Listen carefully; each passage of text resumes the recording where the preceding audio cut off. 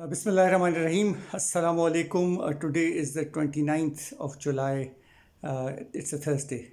Yesterday, Wednesday, 28th of July, the Taliban delegation visited China and met Chinese officials, including their Foreign Minister Wang Yi. The delegation was headed by a Mullah brother who has been leading the peace negotiations in Qatar, Doha.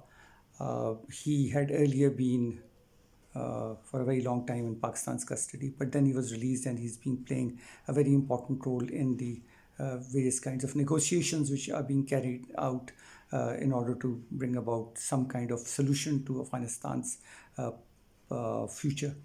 The purpose of meeting the Chinese was to allay their fears. The Chinese do not want the ATEM, the East Turkestan movement, to operate from Afghanistan. They also do not want it to be a launching pad for the Uyghurs in the province of Xinjiang. Afghanistan has a very small border with China. It's merely 76 kilometers in length, and it is the snout of the Wakhan corridor.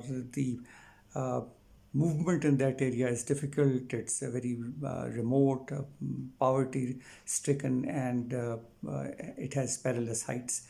The Afghan Taliban want that they should be taken seriously and they should not be graded as people who might resort to giving shelter to separatist movements or terrorist entities like Al-Qaeda. And this meeting with the Chinese was a step in that direction. The newspaper reports show a very warm picture of the two heads, Mullah brother opening with advanced arms towards Wang Yi. And Wang Yi also has the attitude, the body language shows that he is welcoming the Taliban representative.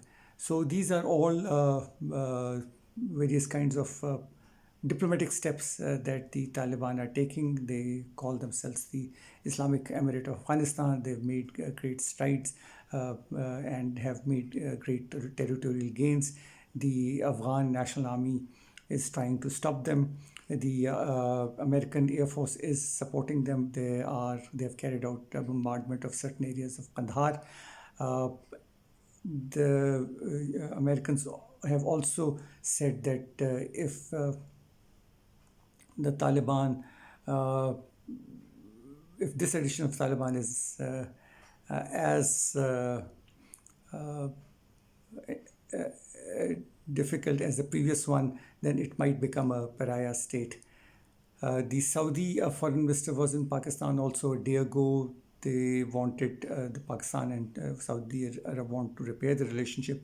And also one thing which is common on the agenda is the future of Afghanistan. Afghanistan under the Taliban in the first stint had been recognized by three countries that included Saudi Arabia, UAE and Pakistan. And Saudi Arabia was also one country which had sponsored the Afghan jihad against the Soviet forces in when they had occupied Afghanistan. So Saudis are also have interest stakes in Afghanistan, being a Muslim country, and Saudi Arab being the head of the OIC.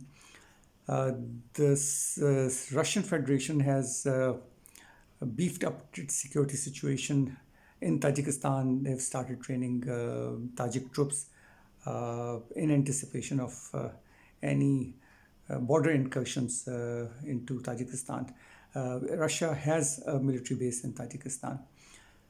Also, yesterday, 46 Afghan soldiers came into the Pakistani side across the international border because they felt threatened by the Taliban. Taliban had overrun their border outposts.